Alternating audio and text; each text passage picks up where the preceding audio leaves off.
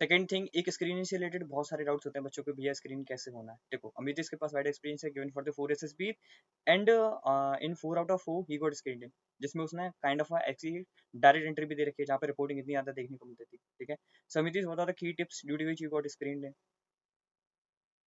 भाई स्क्रीनिंग के लिए मैं तो मतलब अपनी साइड से यही बताऊंगा कि ओआईआर की प्रैक्टिस अच्छे से कर लेना, है ना। कि उस ओआईआर को नेगलेक्ट मत करना। कई कोचिंग एकेडमी ऐसा बता देती हैं कि ओआईआर मतलब नहीं है, दिस इज जस्ट फॉर तुम्हारे स्ट्रेस रिलीज करने के लिए बताते हैं। नहीं, it matters a lot. OIR practice करके जाना।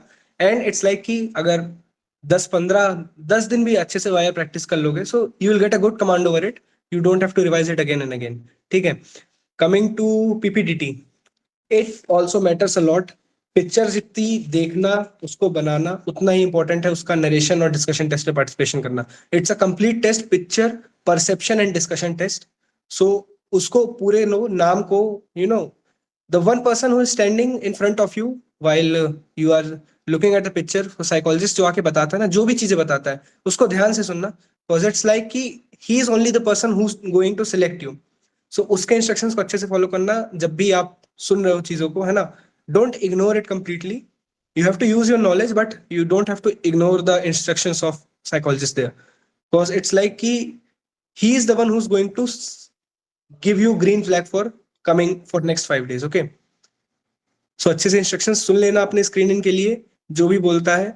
और खासकर जो डायरेक्ट एंट्रीज के लिए जा रहे हैं, वेरी इंपॉर्टेंट, नरेशन और डिस्कशन में अच्छा परफॉर्म करना, काफी अच्छा परफॉर्म करना। क्योंकि I have met people those who have been recommended multiple times in NDSSB. One of my friend also, he was recommended in NDSSB and he got screened out in technical entry and Navy Tech.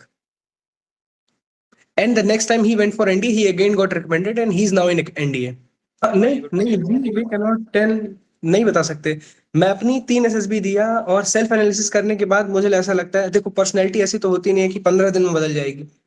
With in 15 days of conference out I was recommended. So ऐसा तो है नहीं कि 15 दिन में मैंने कुछ बदल दिया या फिर बोर्ड को ऐसा लगा कि नहीं यार कुछ तो गलत हो गया था पिछले बोर्ड से। नहीं, it's like the performance you do for those 5 days, उसी के बेसिस पे जज किया जाएगा। सो परफॉर्म रियली वेल।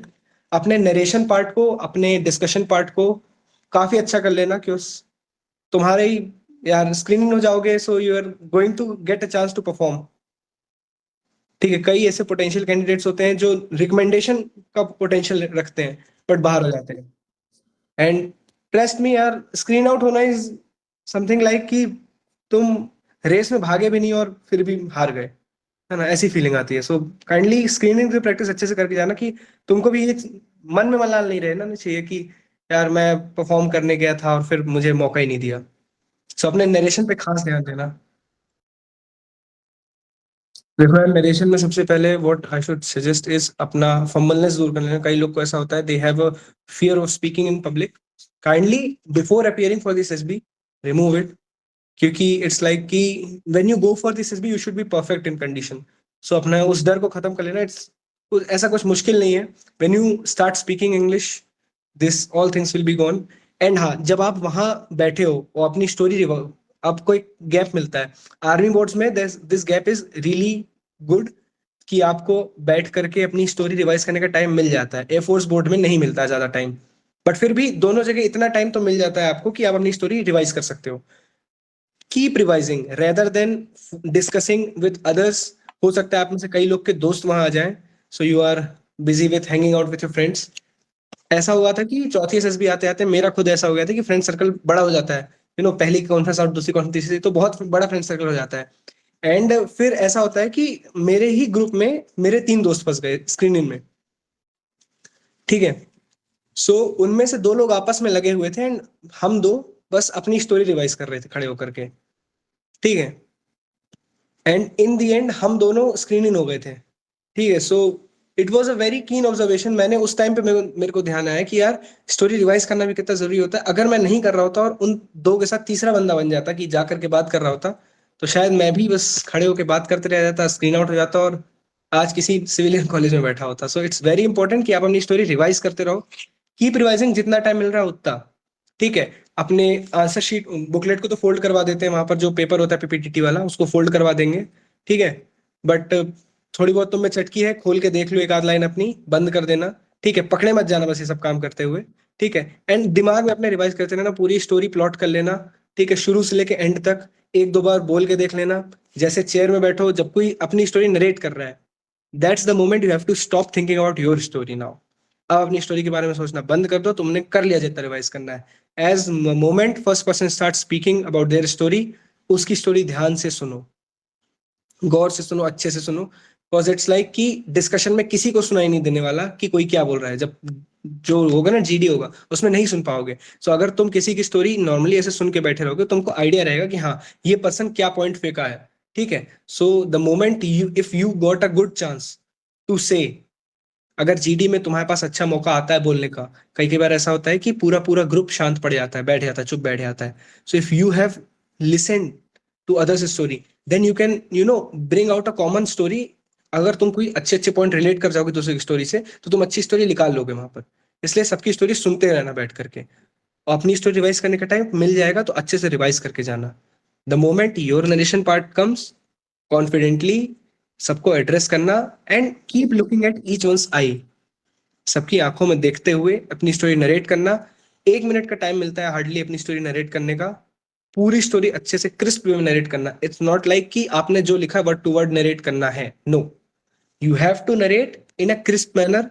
अपनी स्टोरी को थोड़ा शॉर्ट कर देना, उसके एक्शंस को डायरेक्ट रख देना, और बोल करके खत्म कर देना। जीटीओ को अच्छी लगेगी तुम्हारी स्टोरी, तुम्हारा नरेशन जीटीओ को अच्छा लगेगा। मार्क माई वर्ड्स, अगर नरेशन तुम्हारा अच्छा है, ओआईआर अच्छा गया है, 70% तुम्हारा गेम हो चुका है तुम्हारे हाथ में। Now it's the 30% which lies with the discussion test. And उसमें अगर तुमने सबका नरेशन अच्छे से सुना हुआ है, so you are going to perform very good.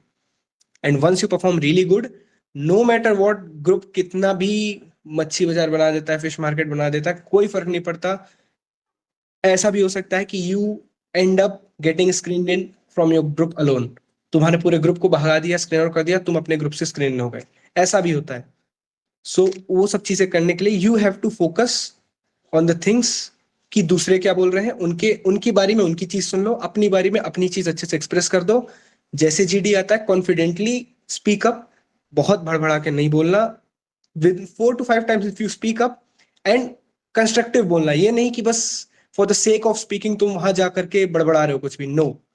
If you are speaking up, that means in your group discussion अगर तुम बोल रहे हो, that means you have to speak up as a group. वहां तुम्हारी इंडिविजुअल पर्सपेक्टिव कम दिखना चाहिए, group oriented ज्यादा दिखनी चाहिए तुम। अगर तुम्हारे को लगता है कि तुम्हारी स्टोरी में कुछ एरर थी और सामने वाले की स्टोरी में कुछ अच्छा था, जेन्युइनली ऐसा है, वैसे तो बहुत रेयरली ऐसा होगा कि तुम ऐसे एकदम ही out of the box story बना दो जो बिल्कुल किसी से रिलेट नहीं हो रही, पिक्चर से रिलेट नहीं हो, तुमको बाद में रियलाइज हो रहा है मैंने गलत बना दिया। ऐसा रेयरली ही होगा, बट स्टिल अगर ऐसा होता है, accept your mistake and kindly give good arguments during the group discussion. ठीक है, ग्रुप डिस्कशन में कॉमन स्टोरी निकालना देखा जाता है। वो बंदा सिलेक्ट होता है जीडी में जो अच्छे से एक कॉमन स्टोरी की तरफ ग्रुप को ले जाना चाह रहा है। वो बंदा सिलेक्ट नहीं होता जो अपनी स्टोरी दूसरों पे जबरदस्ती इंपोज कर रहा है, भले गलत है, ऐसा ही है, फर्क नहीं पड़ रहा।